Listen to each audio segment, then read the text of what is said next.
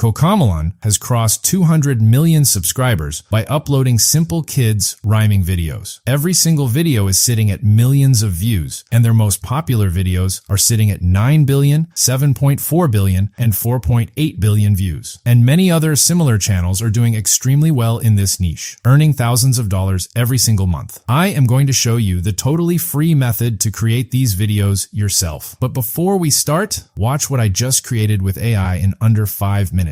Tilly the tiny turtle, slow and sweet all day, saw her animal friends and said, let's race and run and play. Ready, set, go. Off they flew, bunny hopped.